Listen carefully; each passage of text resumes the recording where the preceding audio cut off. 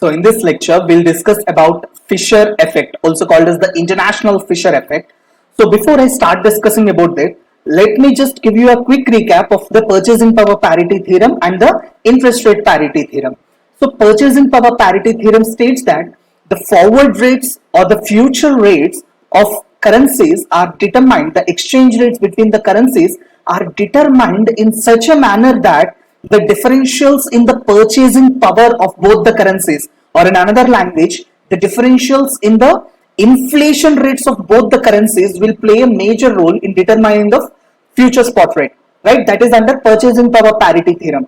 Under interest rate parity theorem, we assume that the interest rate differentials in both the countries are covered or are factored into the future spot rate that is calculated using the interest rate parity theorem. Okay, now Fisher, he's an economist. So what he has done is that he has brought these two concepts together and gave an analysis on how these two play a very important role against each other. Okay, to explain this in the best possible manner, to make it more clear for you guys, what I would like to do is I would like to simplify things, and I would first take an example to give you a better perspective on how investments and inflation go hand in hand with each other. Then I'll talk about what Fisher has explained in his Fisher effect. Okay, so first of all, let's say you want to go on a holiday trip. You want to go to Hawaii, for example. So what you have done is you have started your savings. Okay, so assuming that what you have done is you have a kitty pocket. Okay, at your home you have a small what do you call it, kitty bank or something, where you are saving all your money into. You are not depositing that in any bank or anything like that. You are just taking a lump sum and you are keeping it with you only. The money is just accumulated. Savings are accumulated. Now what you have done is you have accumulated, let's say, 5 lakh Indian rupees. Okay, savings on day one. Savings on day one. Today you have accumulated rupees 5 lakhs. Okay, sir, accepted. Now what happened is you got engaged and your marriage date is fixed. Exactly, let's say 1 year, 11 months after you have your marriage, and after 1 more month after your marriage, you want to go to the trip along with your wife or your husband, whoever it is. So what you have done is you have planned in such a manner that exactly 1 year before the date of travel, before you go on to the tour, you have accumulated all the required money. Okay, so what you have done here is let's say Hawaii trip on year 1. Exactly at the end of year 1 you want to go on the Hawaii trip. So what you have done is you have saved exactly 5 lakh rupees, and what you thought is that okay, I'll go on my trip after a year. So in this meanwhile these funds are just blocked, they are not earning me any interest. So what you did is you went to a bank. Okay, you went to a bank and you made a deposit. Sir, amazing decision, sir, because deposits are risk-free interest returns. You don't have any risk in the market. If you are investing that in an equity security, or if you are investing it in options or shares or anything, there is a risk of return. But when you are making a fixed deposit, the risk of return becomes zero. So this is a risk-free rate of return, right? So RF, if you remember, risk-free rate of return, RF, is equal to, let's say, deposit rate is 8% in India. It's not that high. It's around 6%, and some banks also offering a lesser rate as well. But assuming at 8%. So you will immediately say me that, amazing, sir, after 1 year, that is at the end of year 1, this 5 lakh rupees will earn me an interest rate of 8%, that is 40,000, right? Yeah, 40,000. So my 5 lakhs will become 5 lakh 40,000 by the end of year 1. Absolutely yes. And you will say that, okay, sir, I will go on the trip to Hawaii at 5 lakhs and I have a saving of 40,000. Very wrong, my dear friend. You are absolutely wrong. Sir, why? Just because of the fact that today, day 1, when you started investing, you assumed that the price of that trip will be 5 lakh rupees, and so you saved it. Absolutely fine. But do you think after an year also, it will cost you exactly 5 lakhs? Obviously, no, the prices will be increasing in the market, right? See, if I talk about a plate of breakfast, 5 years ago or 6 years ago, we used to get a plate of breakfast for what, 30 bucks, 25 bucks, 30 bucks. Now the same plate of breakfast is costing 50 bucks. The price is almost all doubled over the last 4-5 years, right? So if I'm considering the economic inflation in the market, this 5 lakh rupees after 1 year might actually be costing you, let's say 5 lakh 20,000. So the tickets are costing you 5 lakh 20,000 rupees. So if you think carefully, what is exactly happening is this 5 lakhs has earned you a return of 8% in nominal terms. In nominal terms, you got 8% return. But if you are talking about the real benefit that you are getting, an item worth 5 lakhs today has already become 5 lakh 20,000 in the market. So your net savings because of this deposit, net savings is how much? Is only 20,000, right? Your net savings are only how much? 20,000. So if I convert that into a percentage, the real rate of return is how much now? 20,000 I have earned over 5 lakh investment, which means that I am getting only how much? 4% of return, not 8% of return. Sir, why did this happen? Because of inflation of 4%, right? Okay, inflation of 4%. Just because there is an inflation in the market of 4%, our real return has already reduced to 4%. I hope it is clear till now. Okay, so in simple language, what is your real return or real interest rates?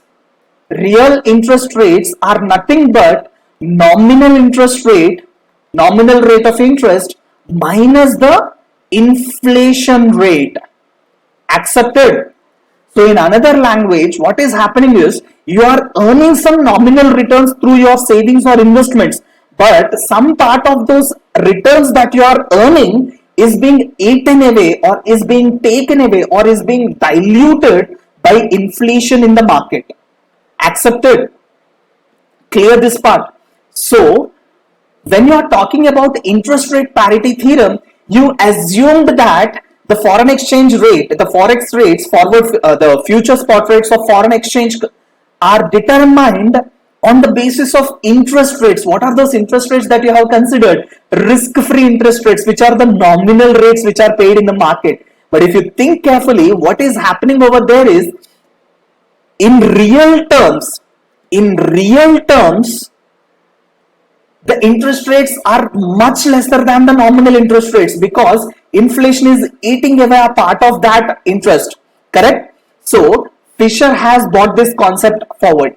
He said that if you are using interest rate parity theorem, you are saying that the exchange rates are determined based on the risk-free returns or the nominal rate of returns. But in real life, parity means one price everywhere, right? So if you want to really maintain parity, if you want to really talk about parity, you should not consider nominal rate of returns, but you should actually consider the risk-free rate of, you should consider the real rate of returns after removing the inflation concept from that. Clear? So what Fisher has pushed forward is that he said that over the longer period of time, see, in short term arbitrage can happen.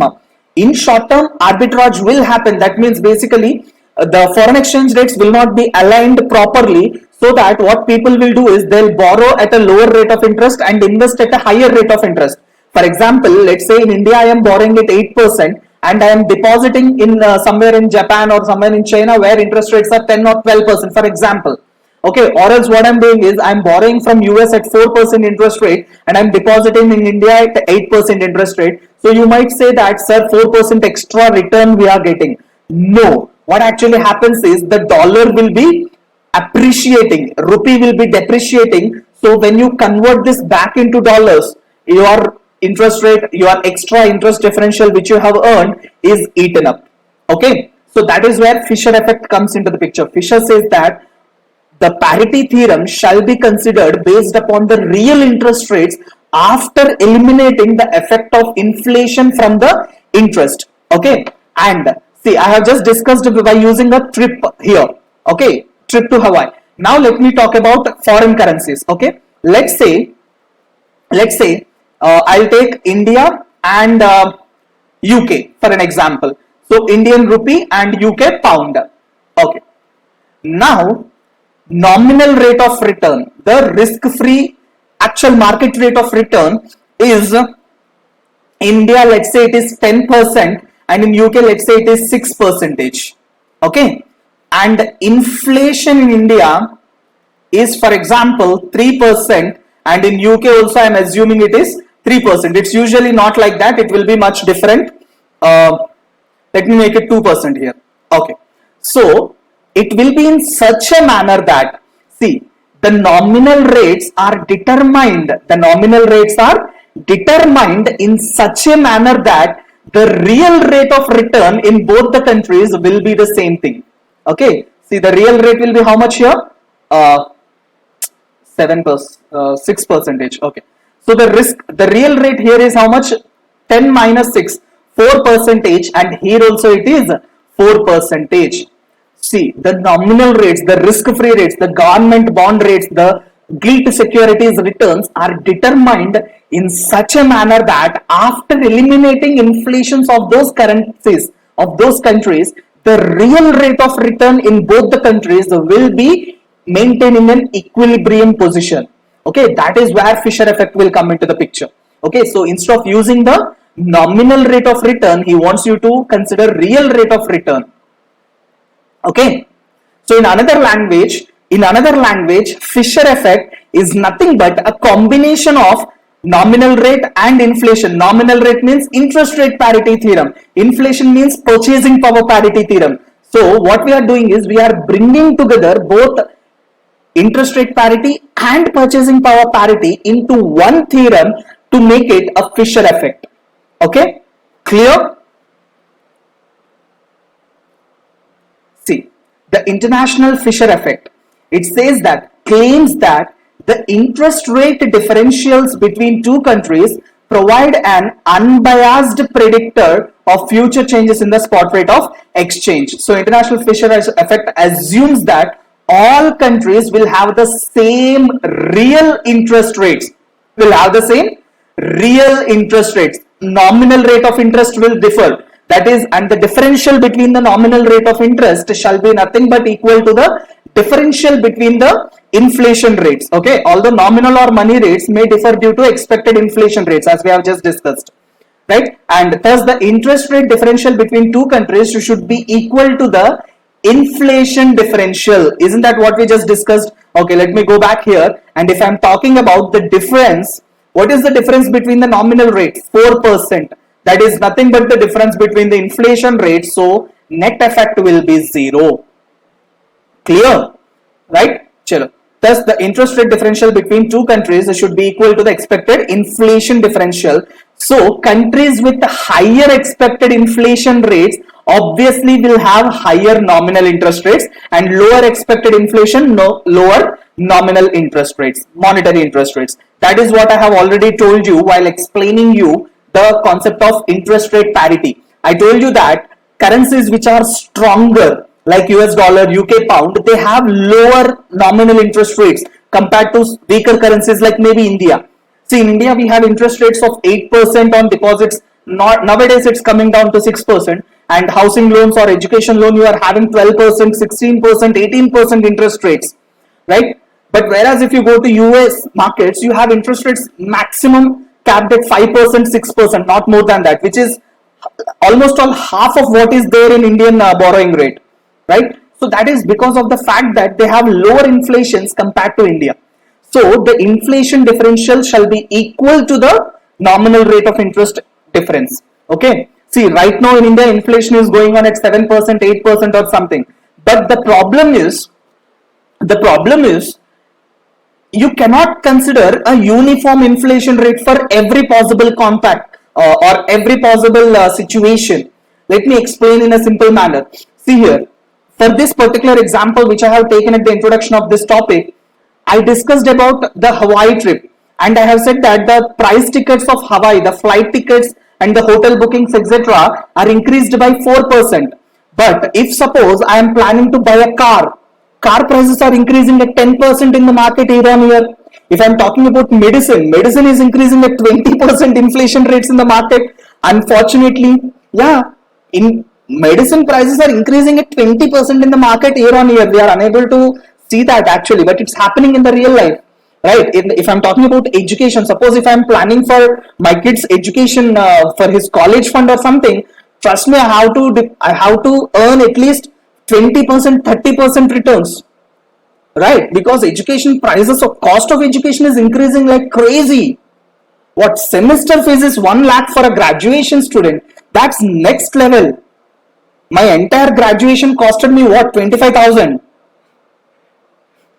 Right? A semester fees is much higher than my entire graduation cost. So the education prices are going crazily high. So the problem is there is no source of revenue for me that can actually cope up with such high range of inflations. See, if I'm talking about education, the market is growing at 20, 25, 30% per year, and no security is giving me 20% return. Government securities are giving max to max 15% return, right? So what shall I do? There is no problem, there is no solution here. The only thing that is growing along with the inflation, I cannot say even going along with the inflation, because even that is also unable to cope up with the inflation rates. Like gold is a security which is growing, almost all trying to cope up with the inflation prices. At least it is able to cope up with the average aggregate inflation rate determined by the central government of India, but it is unable to cope up with the specific industry inflation rates. And at the same time, the only thing I can say, I can say or cannot say, I don't know. Students, don't take it in the wrong manner. Don't try to, put your shoes into this particular example. Don't apply it for your practical life. I'm just telling it as a educational concept. Okay. So the only investment which is earning me returns sufficient to cope up with the targeted inflation rates are equity instruments, the stock markets, provided you have absolute knowledge about the market and you are not taking huge risks, or you are taking calculated risks rather than just going like throwing a stone in the dark, right? So if you are making informed decisions, calculated risks, yes, the equity market, the stock markets are giving you returns which are coping up with the inflation rates, but no other markets, no other investments are giving you enough returns to cope up with the inflation in the market. Anyways, let's not go too much off topic. Coming back to the Fisher effect, I hope the concept is clear for you guys. So Fisher says that while considering the parity theorems, instead of just going with the nominal rate of returns as per interest rate parity, or instead of just going with the inflation rate as per purchasing power parity, bring them together, and instead of taking these two, take the real rate of returns, which will be ultimately equal. Okay, so that is what Fisher effect comes into the picture, right? It says that in the longer period of time, in the long run, the real interest rates between two given currencies will not be different. They will be almost all equal, to make sure that arbitrage will not take place, like borrowing at a cheaper rate of interest and investing at a higher rate of interest. That will not happen, to make sure that the real rate of interest in both the countries given will be equilibrium, will be maintaining an equilibrium in the long run. In the short run, there could be slight fluctuations. That is where arbitrage comes into the picture, and they will create a concept of bullish okay, I think I'm going too much into the markets, but let me just explain that. See, what happens is, let's say there are two sellers. Okay, you want to buy a basket of mangoes. There are two sellers side by side. So first seller quoted a price of $100. Second seller quoted a price of only $80. So what you will do, you'll go to the second seller and buy $80. Same quality, same quantity, everything is identical to each other, assuming that. So you'll go to the second buyer. So seeing you, your friend will also go to the second buyer and say, sir, I want to buy mangoes. He'll say, okay, 82 rupees. Why? Because demand. If 10 people go, he will make it 85. If 20 people go, he will make it 90. So if the demand is increasing, price also will increase. Ultimately, what will happen? He will also reach the 100 rupees price point. So both will become equal. That is what happens with the case of arbitrage as well. So when the arbiters enter into the market, they create a bullish structure, or they'll create a bullish force. Bullish means increasing the price levels. So ultimately, what will happen? That will also make a equilibrium point, right? I hope I explained the concept clear for you guys. Right? In case if you have any doubts, you can contact me on WhatsApp as usual. Right? It's always a pleasure. Thank you guys.